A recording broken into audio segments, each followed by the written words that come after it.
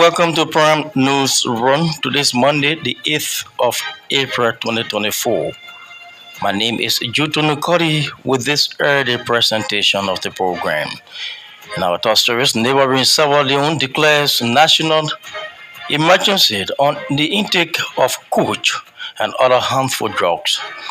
President Julius Maada Bio terms coach as a death trap that poses serious threat to the survival of young people.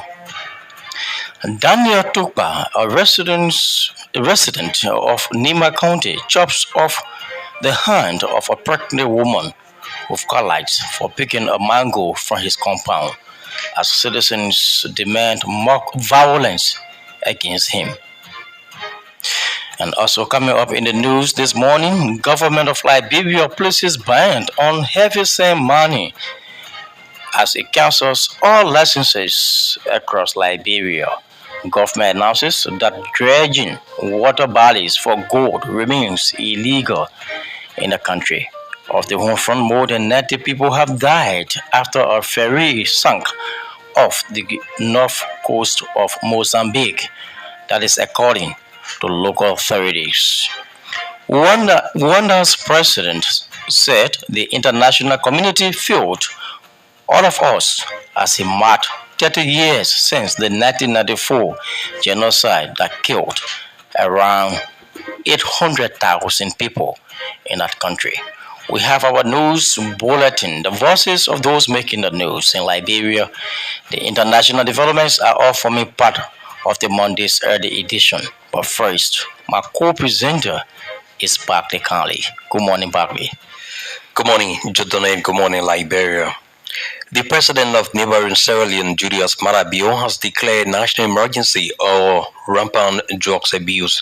Like Liberia, coach is a psychoactive blend of addictive substances has been prevalent in the country for years. President Maada Bio called the drugs a death trap and said it poses an existential crisis. One of the drug's main ingredients is hemobones. Security has been tightened in cemeteries to stop addicts from digging up skeletons from graves. Group of mostly young men sitting on street corners with limbs swollen by coach abuse is a common sight in Sierra Leone. With a bandage around his ankle, one recovering addict told the BBC the drugs has a tight grip on him. I don't like doing this, but I can leave it because I enjoy it, he said. There is no official death toll, but one doctor told the BBC that in recent months, hundreds of young men had died from organ failure caused by coach in the capital Freetown. The psychoactive substance also takes a toll on mental health. The Sierra Leone Psychiatric Hospital, the country's only institution of its kind, says between 2020 and 2023, admissions linked to coach surged by almost 4,000% to reach 1,865. In Sierra Leone, President Joseph Barclay has also placed emphasis on tackling the intake of illegal and dangerous substances by the country's youth.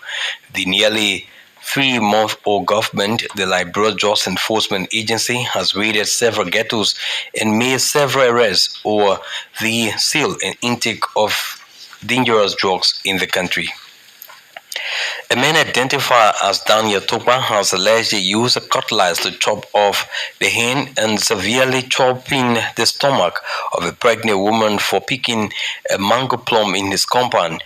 The incident occurred early Sunday, April 7, 2024, when the pregnant woman, Jessica Davy, was on her way to the market used Daniel's compound when she allegedly picked a plum from the compound. According to our witness account, Daniel used his cutlass to brutally chop the pregnant lady before the intervention of some community members who rushed the woman to the Ganta United Methodist Hospital, where she was reportedly pronounced dead on arrival, which has not been confirmed by the station. At the same time, angry residents of the community reportedly gathered outside the police depot in Kollie demanding that the living body of Daniel Tukpa be released to to undergo similar treatment meted against the lady. Meanwhile, the victim is seeking medical treatment at the Ganta Medical Hospital, while the suspect Daniel Togba has was taken to the Sunny Kollie Police headquarters for investigation. The government of Liberia has placed a ban on the restriction and mining by companies and individuals without any regard to the environmental safety and social requirements. The Ministry of Mines and Energy has also cancelled with immediate effect all licenses for heavy sand mining throughout the country. The administrative measure, according to the ministry, is instituted as a safeguard against the wanton extractive of critical mineral without proper evaluation to determine its true worth or market value. The ministry in a release said the appropriate time in the foreseeable future after the necessary scientific investigation has been concluded and proper determination made in accordance with the Mineral and Mining Law of Liberia. The ministry will inform the public on the next course of action regarding heavy beach and sand mining, among others. Ministry has also announced that the dredging of water bodies for gold remains illegal in Liberia. Consequently, the ministry has issued no lesson to any individual or company for the purpose of dredging water bodies for gold. The ministry warned individuals, especially foreigners, who are in collusion with some community leaders to use dangerous substances in water bodies to immediately desist. The ministry threatened that anyone caught in such unwholesome act will face the full weight of the law. The Supreme Court of Liberia in Justice Timur Yusuf Kaba has declined to issue the writ of prohibition for by the dismissed Deputy Director General of NASCOP, Madam Kamina Sifos Yeket.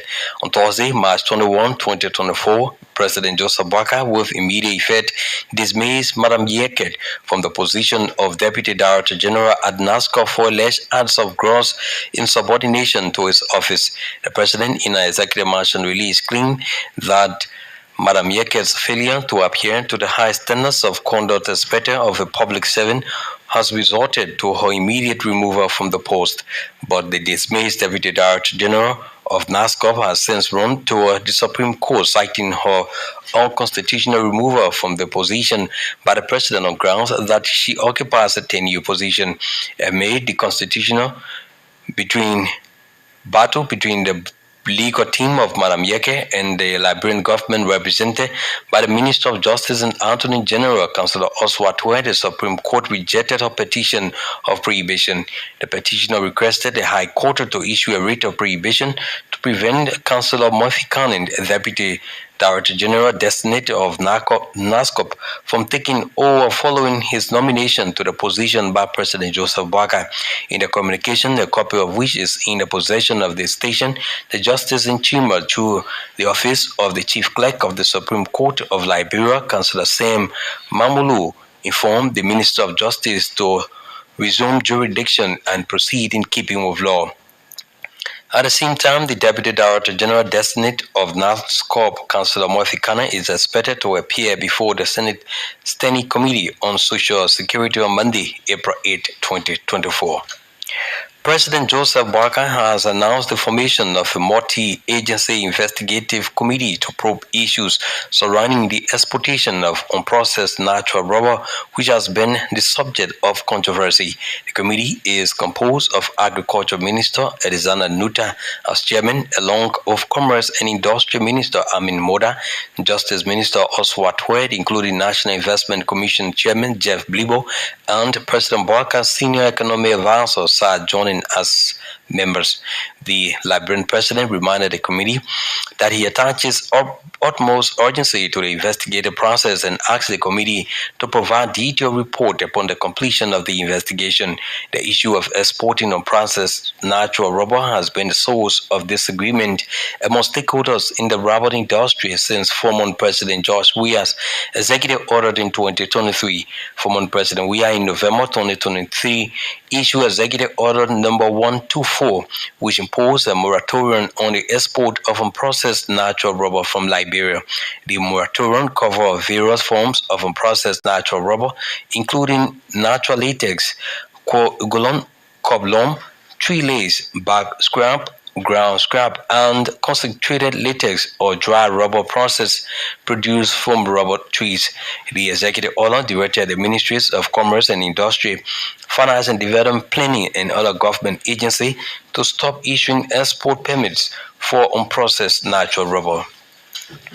The Liberian government has taken decisive action to address the plight of approximately 1,600 Liberians currently residing in Ghana.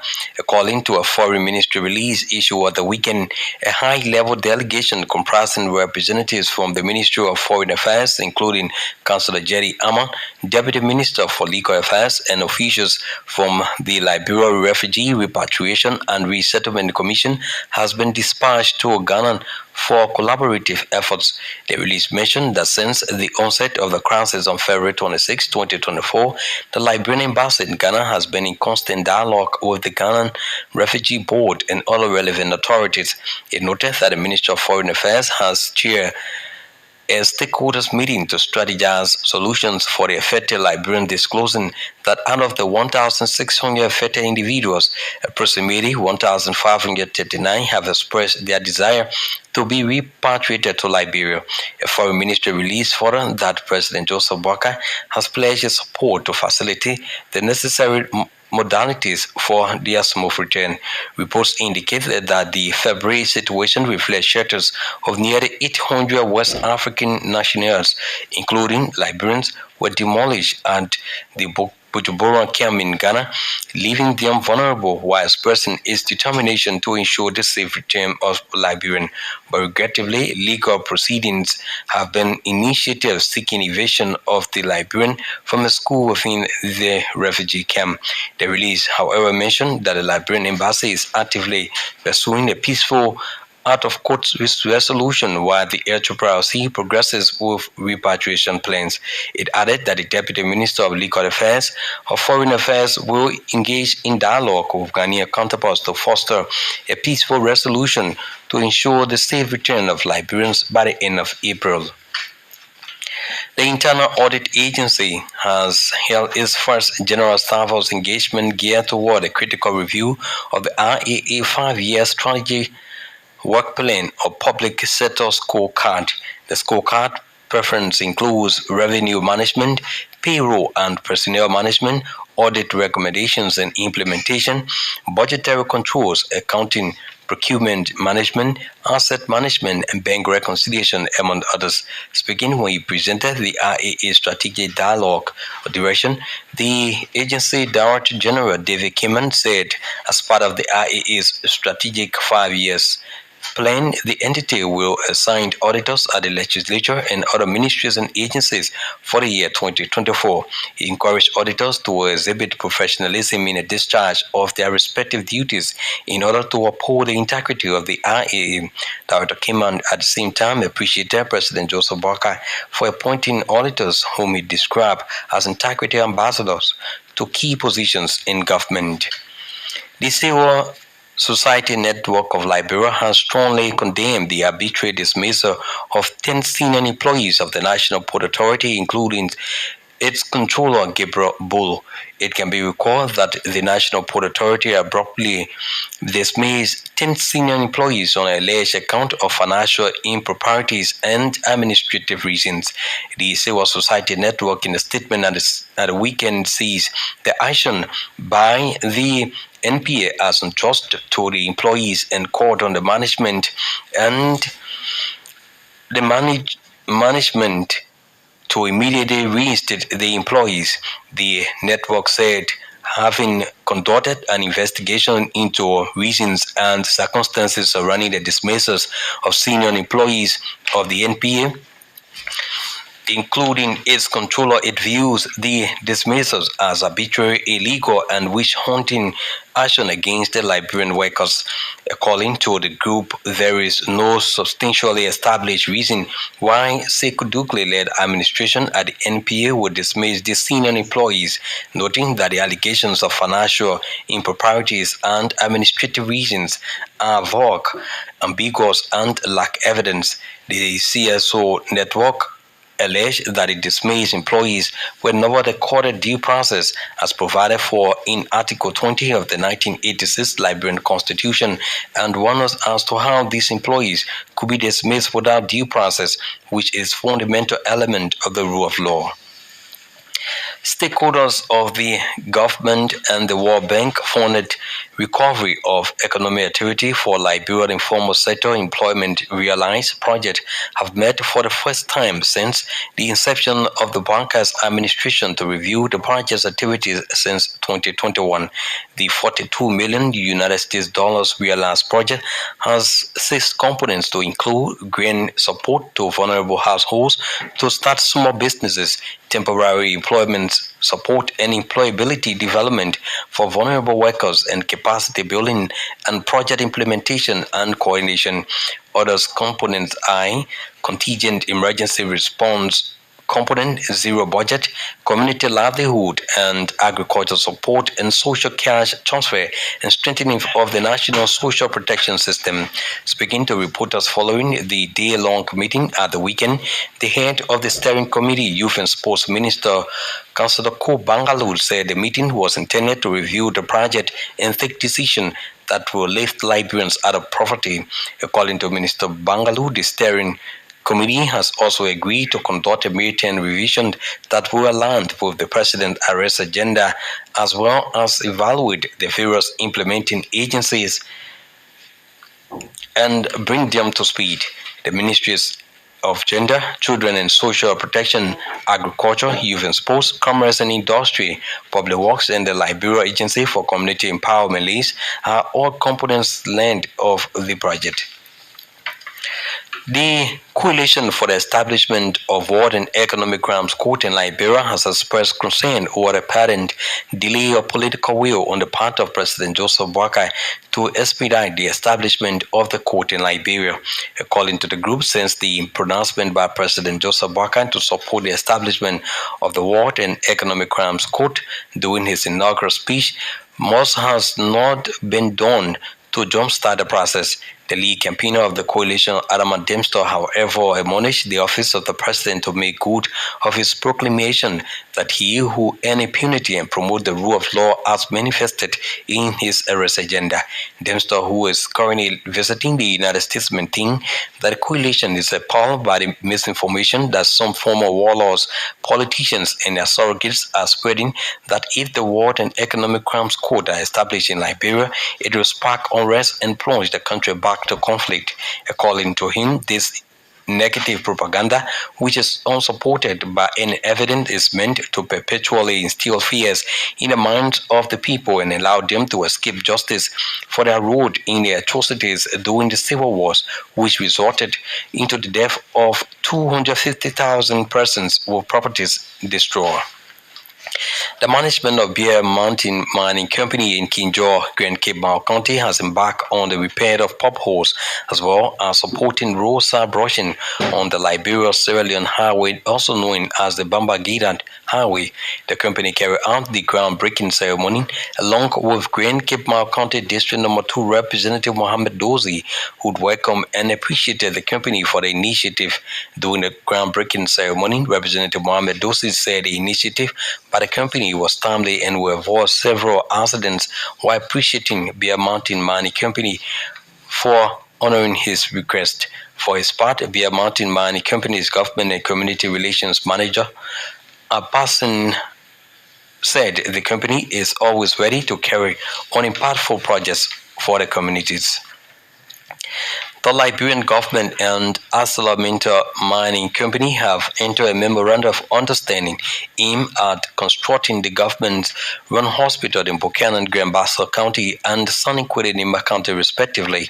The government and the multi-million-dollar steel company also agreed to construct sports parks in Nimba and Bon counties. Speaking in an interview with journalists, the chairman of the Bon County Legislative Caucus, Senator Prince Moyi, said originally the amount for the agreement was 8.5 million United States dollars for Nimba and Grand-Bassa counties. According to him, when Bon County was added, the amount was raised to 10 million United States dollars, but the Liberian government will make 40% of the funding available for these projects. Senator Moyi disclosed that the clearing of the land for the beginning of the project will commence shortly.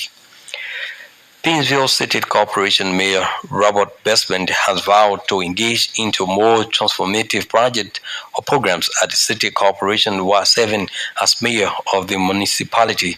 According to Mayor Bestman, the PCC would not be a just waste collection corporation, but will rather engage in urban city planning initiatives. He named the enforcement of city ordinance law, promotion of education program for the city of Painesville, as well as more collection of real estate taxes for the city as provided by the local government act. The new Painesville city mayor was speaking during the weekend when he officially took over the helm of authority at the institution. Monserrate County District Number 11 Representative Rukit Barry has identified with the Muslim community through the donation of a cow and some bags of rice as the holy month of Ramadan gradually climax. Representative Barry provided 50 bags of 25 kg rice, a cow, and a cash of 50,000 Liberian dollars, particularly to the Habibu Mosque cow field in Fendia, which is a portion of a constituency, presenting the items of the various imams at the weekend. The lawmaker said the gesture aims at identifying with Muslims during the holy month of Ramadan in the country. On behalf of the Muslim community, Imam Al-Hussein Soul lauded Representative Barry for what he termed as her timely intervention.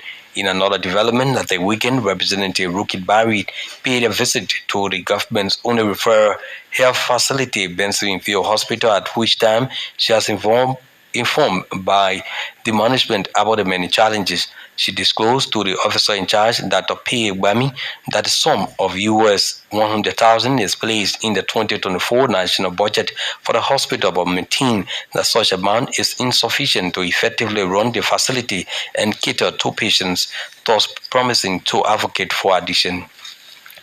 Any foreign development, more than 90 people have died after a ferry sank off the north coast of Mozambique, local authorities say. Officials in Nampula province said 5 people had been rescued of the around 130 believed to have been on board. They were fleeing a cholera outbreak. Nampula Secretary of State Jem Nito said many children were among the dead, he added. And Rwanda's president said the international community feel all of us as it marked 30 years since the 1994 genocide that killed around 800,000 people. The President Paul Kagame addressed dignitaries and world leaders who had gathered in Rwanda's capital, Kigali, to commemorate the bloodshed. Rwanda was completely humbled by the magnitude of our loss, he said, and the lesson we learn are engraved in blood. The news bulletin and foreign development is back to you, Jutonu. You are Kollie. Well, a jam-packed news bulletin here on this Monday's presentation of Prime News Run. Let me say many thanks to you back there for the reading of that jam-packed news bulletin, a regular segment here on Prime News Run. One of our stories we're carrying this morning, Daniel Tukba, a resident of Nimba County, chops off the hand of a pregnant woman with Kollie for picking a mango from his compound. As residents demand mob violence against him. With that, we take our first development on the program. The Coalition for the Establishment of War and Economic Crimes Court in Liberia has expressed concern over the apparent delayed or political will on the part of President Joseph Barclay to expedite the establishment of the court here in Liberia. Adama Denster, who is currently visiting the United States of America, spoke to journalists via telephone on Sunday. The coalition is profoundly concerned by the apparent delay of political will on the part of the presidency to accelerate the establishment of the court since President Joseph Numa Boakai vowed to establish the War and Economic Crimes Court during his inaugural speech.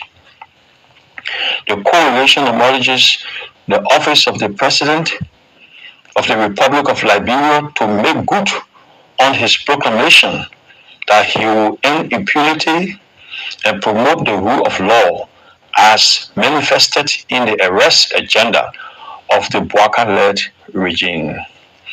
At the same time, the coalition is concerned by the misinformation that some former warlords, politicians, and their surrogates are spreading by asserting that the establishment of the War Crimes Court in Liberia will further spoil unrest and Liberia back into civil war. This negative propaganda, which is unsupported by any evidence, is a means to perpetually instill fear in the minds of the people of Liberia and thereby escape justice for their role in the atrocities of the civil wars, which resulted in some over 250,000 deaths. The continuous delay in the establishment of a War and Economic Crimes Court in Liberia is a showcase of the failure of the Liberian state to provide justice for the thousands of Liberians who suffered countless abuses, including torture, rape, other sexual violence, and murder during what many consider to be a senseless civil war in Liberia. Adama Denster is the campaigner of the Coalition for the Establishment of War and Economic Crimes Court in Liberia, reading a press statement from the United States of America, where he currently visiting. Stakeholders of the government and the World Bank funded recovery of economic activity for Liberia informal sector employment. The Realize project have met for the first time since the inception of the Joseph Numa Boakai-led administration to review the project's activities since 2021. The $42 million Realize project has 6 components to include grant support to vulnerable households to start small businesses, temporary employment support, and employability development for vulnerable workers, and capacity building and project implementation, among others. Speaking to reporters following the day-long meeting at the weekend, the head of the steering committee, Youth and Sports Minister Kollie Bangalo, said the meeting was intended to review the project and take decisive action that will lift Liberians out of poverty.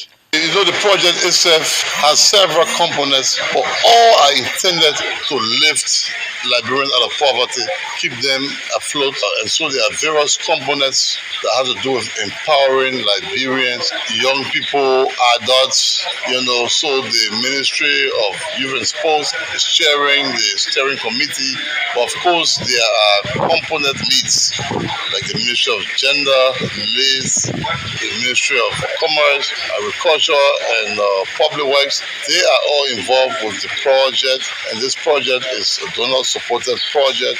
It has been in existence since 2021. It runs up to 2026. So since we took over, convened the first meeting today to look at the project, bring all of the ministers and the component leads up to speed, and be able to take decisions in the best interest of strengthening the project. We agreed that we have to do a midterm review of the Real Last project so that it can be aligned to the arrest agenda. And so that was a key milestone in today's meeting because everything we do has to be aligned to what the president's agenda is for transforming the lives of this country and the lives of people, in this country. And so, yes, it was a wonderful meeting, and I'd like to appreciate all of the attendees. It was well attended, and the presentation made by the coordinators and all of the presenters from the Real Last project show that actually they know what they're doing, and we are there to work in support of what they are doing. Minister Bangado, I guess you people reflected on the impact of the project over the years. The project has been rolling back during the regime of former President George Weah. What impact has the Real Life project made on the people of Liberia? So part of what we agreed on was to do a midterm review of the project, and that will be done jointly with the donors. We need to do a self-evaluation, look at the project when it started, what it has done, and then where do we intend to transition. He's the head of the steering committee on the Realized project. Realized is the recovery of economic activity for Liberia informal sector employment. The project is funded by the World Bank and other partners. Minister Kollie Bangado, his youth and sports minister as well, he was speaking to reporters following a day-long meeting at the Samba Kaindo Sports Complex at the weekend. The Internal Audit Agency has held its first general staff engagement geared towards a critical review of the IAA 5-year strategic work plan or public sector scorecard. The scorecard preference includes revenue management, payroll, and personnel management, audit recommendations and implementation, budgetary controls, accounting, procurement management, asset management, bank reconciliation, among others. Speaking when he presented the IAA strategic direction, the agency's Director General, David Kaman, said as part of the IAA strategic 5-year plan, the entity would assign auditors at the legislature and other ministries and agencies for the year 2024. We feel proud that the president can select staff from IE to hold the higher positions in government. We think these guys, ladies and guys, are some of the best, and we thought to designate them as integrity ambassador. We hope that they will shine the light, the integrity that we strive for every day in government, and they will be an example of it in their respective places. Over the last 13 or 14 months, we've been able to do some things together. And I want to say a big thank you to all of you for the contributions you made. With all your help, we would not have made the strides we made. In the midst of the difficulties, we adopted our 5-year strategic plan, and we are now implementing aspects of it. We've been able to expand the internal audit function to some other entities that we didn't have people before. That is an achievement that we're gradually making. We're looking forward to have auditors at the Ministry of State, the House of Representatives, and the Senate. Based on our interactions with the leaders of those institutions, we are encouraged by what they've been telling us. So I'm sure we will be having our auditors deployed there. The first results of our compliance scorecard came up last year, and now we're compiling the year-end scores for the different entities. I'm hoping before the month of April, we will have those scores. There are challenges with how we collect the data. The quality of data has to be looked at, and we have to find a way to perfect it. The Director General of the Internal Audit Agency of Liberia, David Kamande, speaking. The leadership of the Armed Forces of Liberia Veteran Affairs has warned demobilized and retired soldiers against forming part of a planned demonstration by some politicians in the country.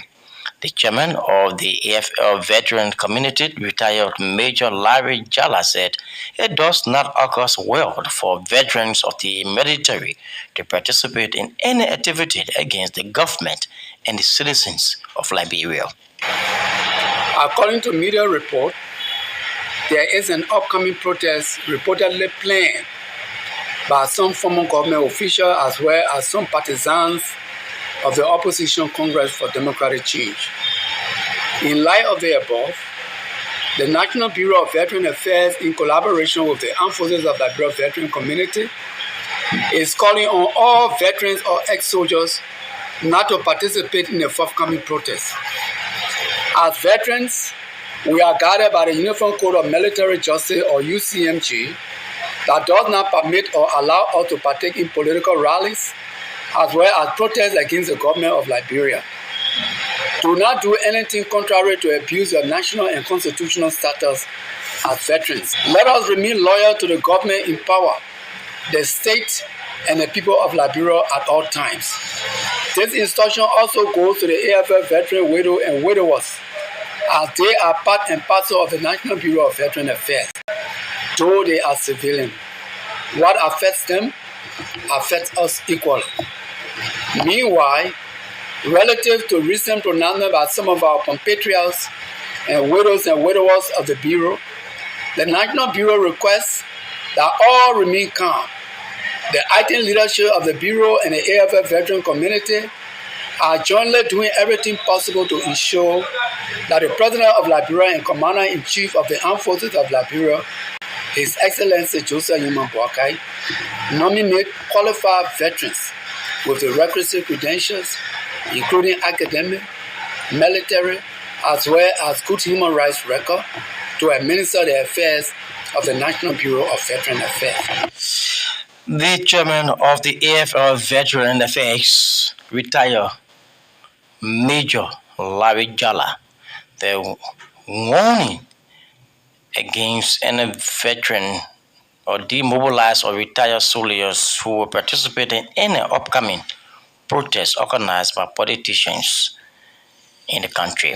A political pressure group, the Citizens Action Committee, has described assertions by the Green Revolution of Liberia chairman against MPC political leader Simon Freeman as an attempt to seek for government job. Speaking to reporters at the weekend, the group's spokesperson, Markiot Lawrence, described Manja Vanikruman as a former frustrated diehard sedition who has been allegedly involved with character deconstruction, who seeks pay for debate against the reputation of Mr. Simon Freeman. Lawrence mentioned that Manja Vanikruman is a carpet beggar who begs government officials for money, but if said officials fail to give money, would drag the reputation of said individual, noting that the MPC political leader Simon Freeman is of no exception. The Citizens Action Committee calls on the leadership of a higher pressure group, the Green Revolution, to desist from a habit of ill discussing prominent citizens in Liberia.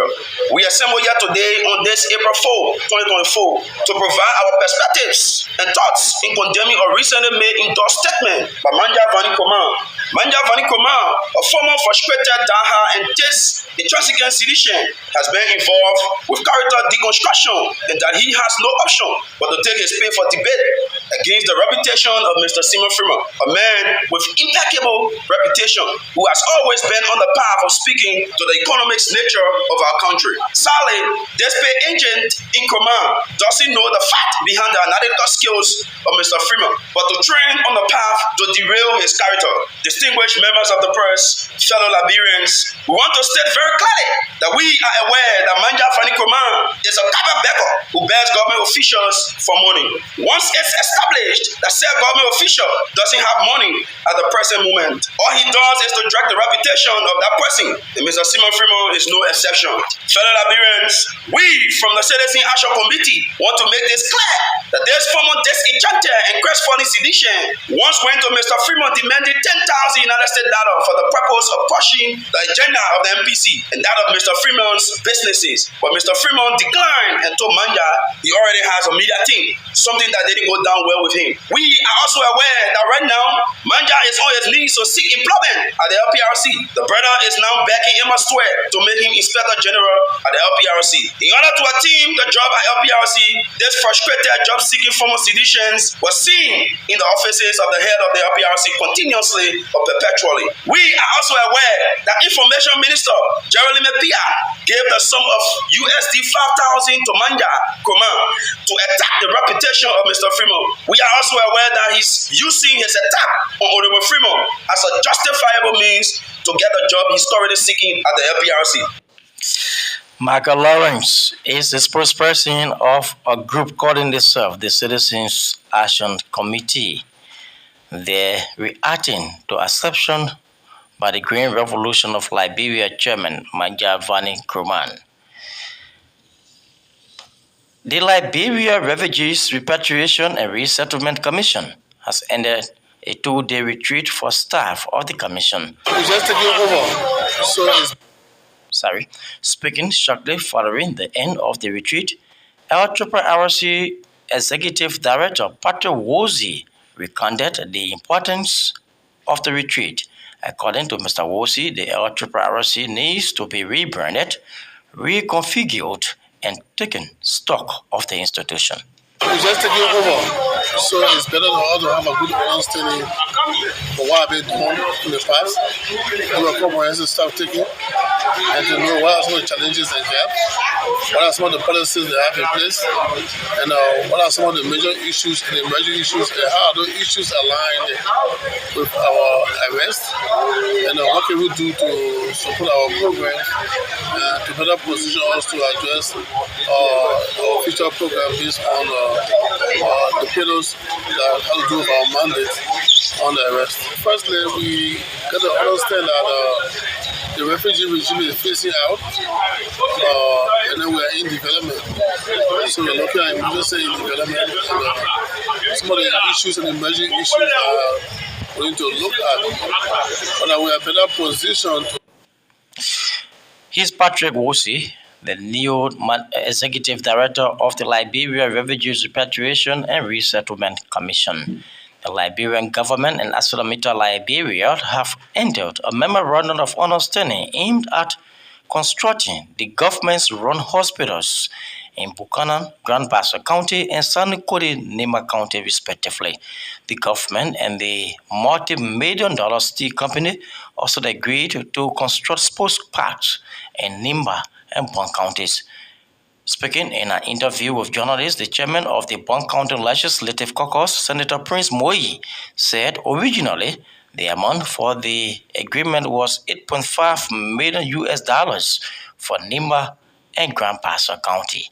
That agreement clearly states that ArcelorMittal would do projects that will be supervised by LACE. You know, LACE is the development arm of our government. That agreement is in the tune of $8.5 million.